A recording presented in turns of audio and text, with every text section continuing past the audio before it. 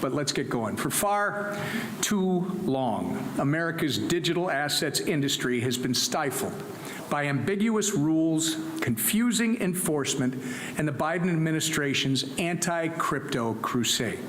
But President Trump and this Congress are correcting course and unleashing America's digital asset potential with historic, transformative legislation. President Trump promised to make America the crypto capital of the world, and today, we delivered.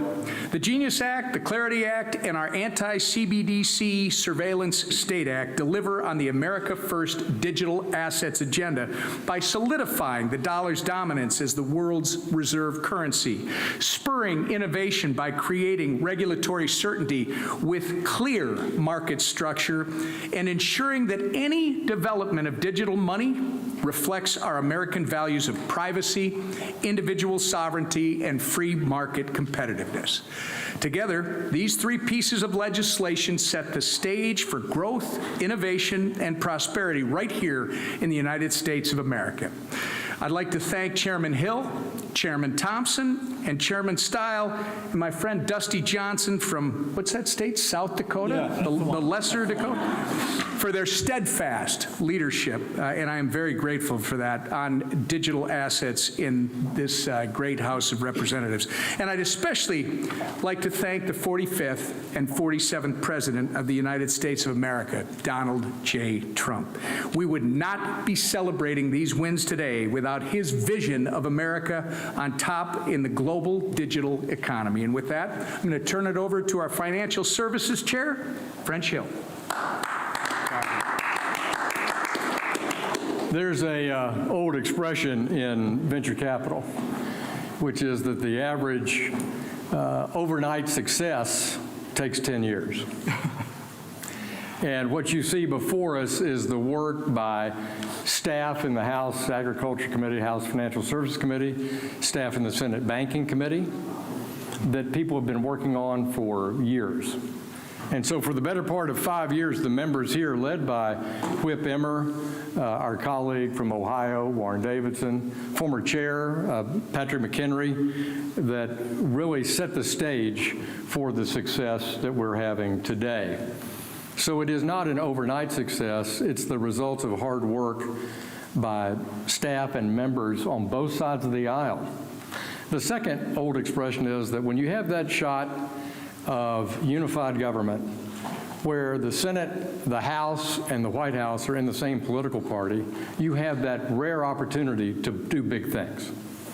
And this also is successful because, as Whip Emmer said, of the exceptional leadership from President Trump that wants fintech, digital asset innovation here at home as a part of his strategy to make America great again by bringing capital back here, pursuing innovation here, and leading in digital payments, just as we have for decades in global capital markets and in finance generally. So I have to say we're off to a really great start. And what an amazing set of partners I have with Brian Stile and Dusty Johnson and GT. And I want to say thank you from the bottom of my heart of what a great partnership it's been. And to my friends over in the Senate, thanks for doing some work. We're so grateful to Tim Scott as the new dynamic leader of the Senate Banking Committee, and my home state Senator John Boozman, the new chairman of the Senate Agriculture Committee. They've been great partners. And bringing Genius over from the Senate, passing it in the House overwhelmingly today, 308 votes. Mm-hmm. And on Clarity, 294 votes. I think the doubters around here, maybe some in this room, need to go back and check your premises of not betting against the team you have up here and the team led by Mike Johnson and Steve Scalise that are going to join us. So I want to thank the Senate, thank my friend from college, Bill Haggerty, for putting together a great bill, finding 68 senators to vote for it. It's hard for the press corps to write the numbers, 6-8 for a vote in the Senate. So Bill delivered, and we have partnered with him to deliver here in the House, and now tomorrow, President Trump gets to sign into law his first of several bills to come that will help make America an incredible leader globally in digital assets. And with that, let me call on my good friend, my partner, my fellow Eagle Scout, G.T. Thompson, Chairman of the Ag Committee. Thanks, Ron. Hey, well, good afternoon and happy Crypto Day.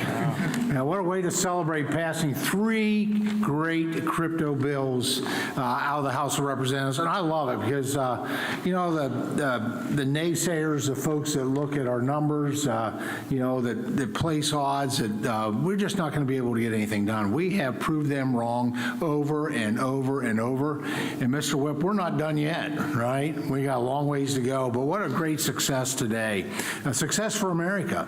You know, America was in the driver's seat and is known for Internet or Web 1.0, the Internet of knowledge. And then came along Internet 2.0, the Internet of things. And of course, you know, that's America. We were at the epicenter of that within the world. But the question was, who was going to have control and have be the center of Web 3.0, the Internet of value? And the competition was steep. It was great. Almost every nation in this world was positioning themselves to really be that home plate, that epicenter for the Internet of value. But you know what? With what we did today, we have proven the United States of America will be the epicenter of Web 3.0 with these 3 pieces of legislation. Legislation that was principle-based legislation. With the Clarity Act, it was based on, number 1, was protecting consumers. That's extremely important to do. As somebody come out of healthcare and do no harm, that was important to our committees as we worked on that. But equally important was to provide legislation, a legislative map going forward, a regulatory regime to where we fostered innovation. Because this is not just about Bitcoin or cryptocurrency, this is about blockchain technology.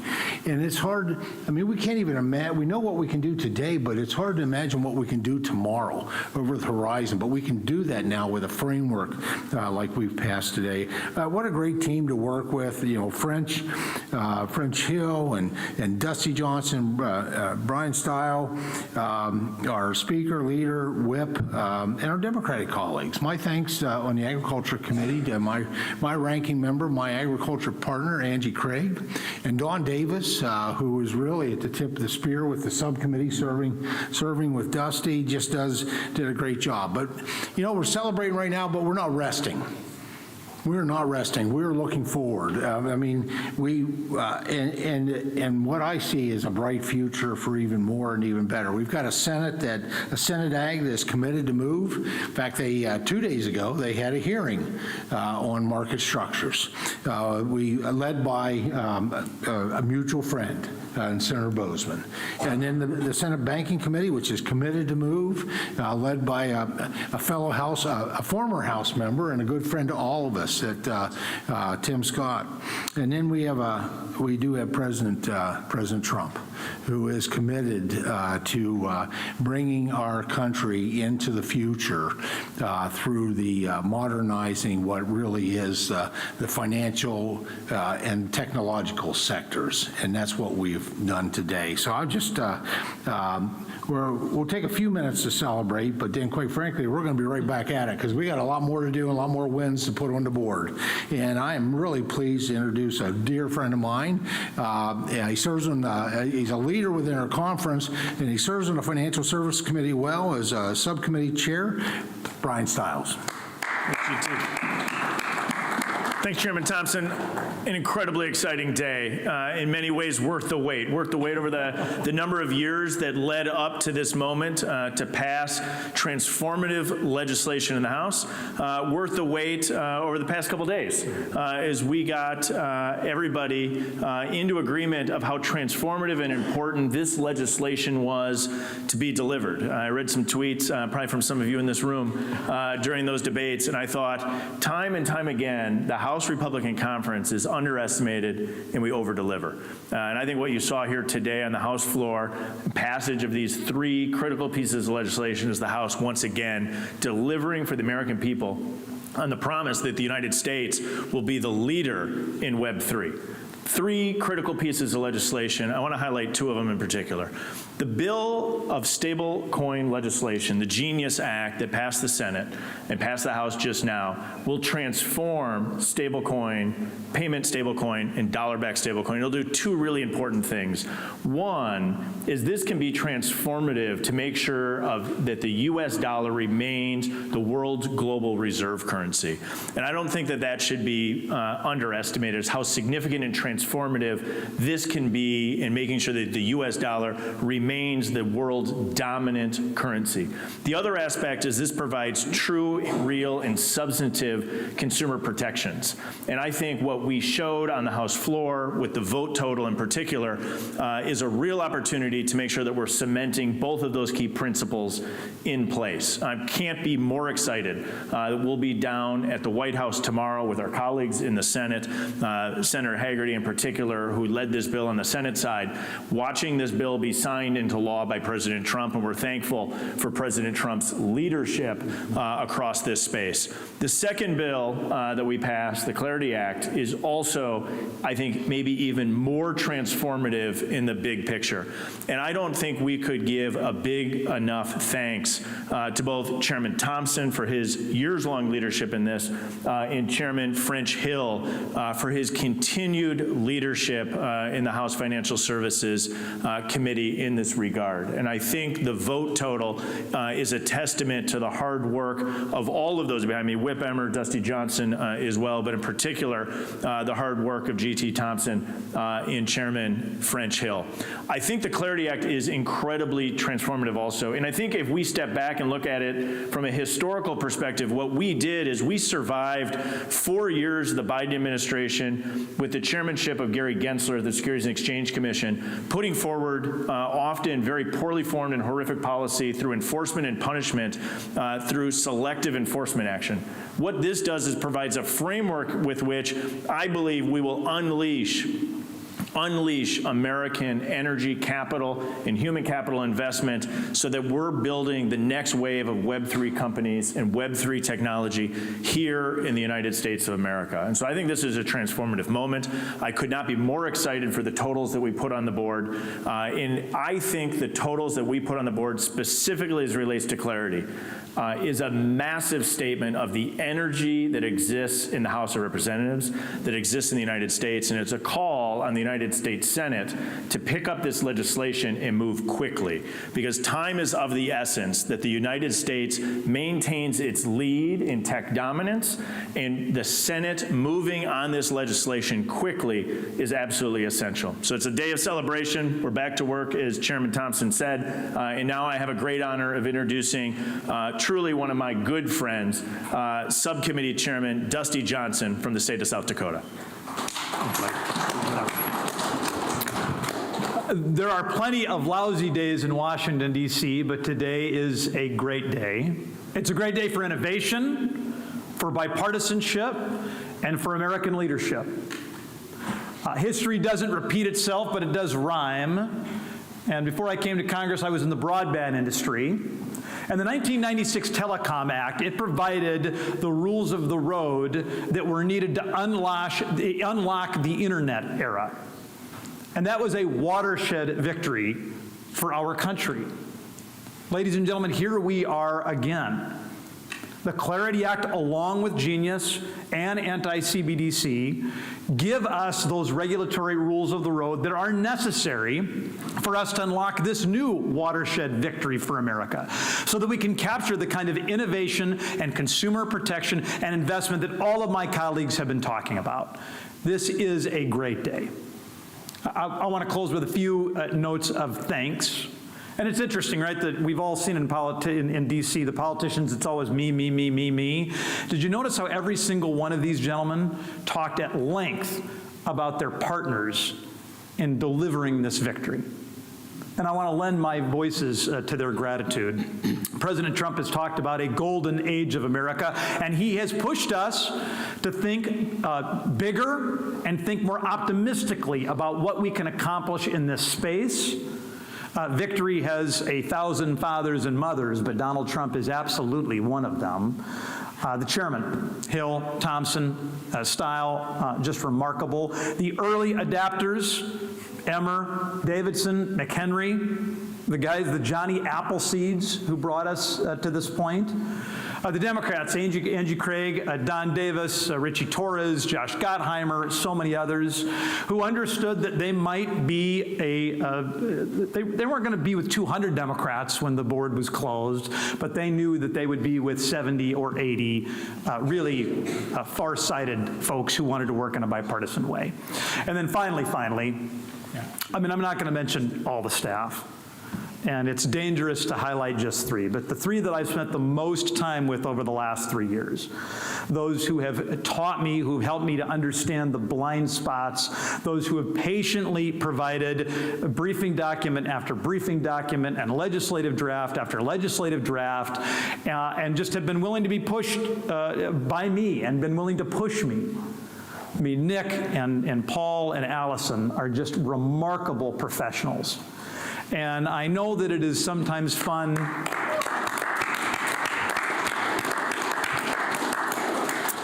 the American people are right to criticize a lot about Washington, D.C., but I got to tell you, they have no idea how good and how decent and how smart the professional staff on both of these committees are. And what a beautiful blessing they are, and what a great day this is for innovation. Thank you. So since the speaker and the leader are not here yet, anybody have any questions for these great leaders? Yes, sir. I remember last year, Chairman Hill, you and I spoke, and you were actually a little bit surprised about the support for Senate 21. And this goes back to something all you guys touched on. But for people who may not be following this kind of debate, how surprised should they be about the Democratic and Republican work on this, the collaboration you've had with both parties and both chambers? Well, to the staff present and to the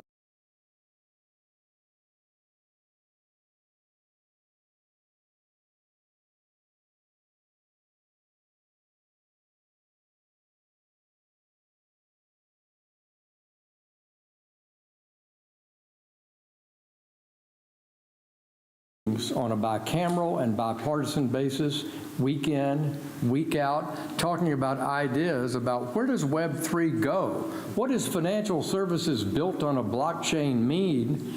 And we had hundreds of meetings, hundreds of industry participant meetings, roundtables, and I'll say the same is true for our good friends, Senators Gillibrand and Lummis, and Senator Haggerty, and many, I don't want to be in the name game, but we had that kind of work on both Senate Ag and Senate Banking and in our House. Bicameral, bipartisan from day one. And I have never made this about politics. I've made it about American innovation, and President Trump on the campaign trail made it part of America first. How do we bring this capital back? As soon as he learned about blockchain innovation, operating systems being written on a blockchain, how to maintain the dominance of the U.S. dollar as the reserve currency, he began to, it was an evolutionary process for the president, and he admits it. He's talked about it all the time. It was about learning together. And so when I look at the board and I see on Clarity 78 Democrats, we got 71 Democrats on Fit 21 last year, in the Biden administration, with no statement of administration policy against it from President Biden. And today, under President Trump, with a statement in support of it, we got 78. And on Genius, coming over from the Senate, 102 Democrats supported Genius. This is about bicameral, bipartisan leadership for who? For the American people and for American innovation. And I think the voters out there, the citizens out there ought to revel when they see this. But you won't see this covered on cable news at night because we're cherry picking the fights between Democrats and Republicans. But every day in my decade on Capitol Hill, I've seen people just like this that we've lauded today working together to get to yes on policies that make a difference for our country. So actually, I didn't know what number to be, but I knew that my target was to beat Fit 21, and I made a bet with myself, and I won. Questions? Yeah. Mr. Stile mentioned that it's with the Senate to take up market structure quickly. What is your sense of how it will fare over there? And if the Senate, after working on its bill, gets it through that chamber and overcomes the filibuster, and then says to you folks, hey, you got to take ours because we beat the filibuster, you got to do this one. How are you going to react? I'm going to defer to others on the process, but I can tell you this. The vote total in the House shows massive support across party lines. It shows the support of the American people to get this right. And I think it shows the energy that's here. And to me, that's a sign that the United States Senate should pick up this legislation and move quickly. I'm of the belief that this is incredibly well thought through, well drafted, and well prepared legislation. I'll let anyone else comment on the process side. That's not my expertise. Well, I'll just add, it's not a partisan issue, as Chair Hill made very clear. The goal was to show that, as these gentlemen have already spoken, we did today. It is also the White House. It's part of the agenda that they want. So you got to remember, we always talk about Republicans and Democrats, but in this case, we're not. We're talking about supporters of innovation, supporters of the 21st century digital age, and making sure that this country is the leader. And I think the Senate, they showed us they could move genius, one of the first things they've done in a long time, and they moved it expeditiously, and they did a great job, and we're all celebrating it. I think what you're going to see now, because they haven't had the history or experience with the market structure side of things, that's been a House effort for 4, 5, 6 years or more for some people. I think they need to work through that. They need a little bit of time to do that, but I expect that they are going to pick this up and move it. Whether it's our bill, I expect it's going to be. They might make some adjustments, but I expect they're going to get it done, and the White House is going to sign it. The White House has asked for it, so I do expect it to move. I mean, our bill's perfect. There'd be no You got something else? I don't want to belabor this, but I've spent as many hours in meetings with Democratic senators on this topic as I have Republican House members. This is about moving this policy forward, and while I think H.R. 3633 represents 6 years worth of work, has an extraordinary 294 votes in favor of it. This is exactly what I wanted to commit to Chairman Scott, Chair Lummis, Cynthia Lummis from Wyoming is the subcommittee chair, Kristen Gillibrand of New York, who's worked on this tirelessly for years, Haggerty and group, that we would deliver in the House, and we would deliver them a product that reflects ideas from the Senate, which we did in clarity. And so my recommendation to Senator Scott is, let's take up 3633, put it through your process. Obviously, it's open to amendment. That's a collaborative process. What's wrong with Washington is they're not used to a collaborative process. They're not used to bicameral groups working together. So, hello, here's a good example, and let's see what we can get done over the next few weeks. And I'm with Whip Emmer. This is a goal of President Trump, and the Treasury is a part of their effort to make America great again and get our financial markets into the 21st century. And I have every confidence that we'll work together. You want to add to that? Speak from an ag proposal. Well, I guess I will belabor the point. Yeah, do it. Yeah. Well, I think French actually hit on my first point, as that's about, we didn't write this in a vacuum. We wrote this in a tripartisan way. Even beyond that, I guess, in a bicameral way. We worked with Republicans, we worked with Democrats, we worked with the industry, key stakeholders, folks that would be impacted or who are impacted in this digital asset ecosystem. Everybody was welcome to the table and has been going back on the agriculture side at least 7 years. I shout out to former Agriculture Chairman Mike Conaway, who really took the tip of the spear on this during his tenure as chairman of the House Agriculture Committee. And so this is not new to the members of the U.S. Senate. We've had members of the U.S. Senate write really good, nice things about the Clarity Act when it was pending. The other point I want to make is how important this is and why the Senate, it's just a necessity of it. We helped to refine the Genius Act. within clarity. Probably about 5 provisions that are in that are specifically meant to refine some points that needed to be a little bit of improvement, a little bit of refinement. And so Genius, which will be law tomorrow afternoon when President Trump puts a signature on it, needs clarity to pass, not just for those few points of refinement, but also because it's the infrastructure. It's the market infrastructure. As my good friend French Hill, and I'm gonna use this when I go back home, French. I can't help myself. You did such a great job of. No charge. Okay, I appreciate that. He compared Genius without clarity is like having a cell phone without cell towers. Clarity or Genius Act, what will be Genius Law tomorrow afternoon, needs clarity to really do its full function. So. We've got time for one more. A question for Chairman Hill. Actually, two questions related to the Fed. That's only one question.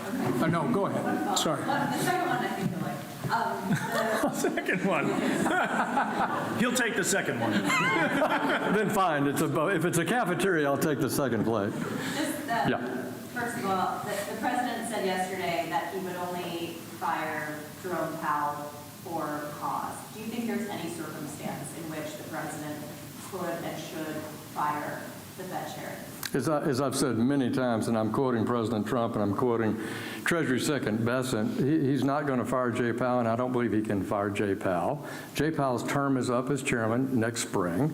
President Trump also has a vacancy coming up earlier in the winter that he can add a governor, and I think that's the bottom line. Any concerns about the rhetoric against Jay Powell, what that is doing to the market?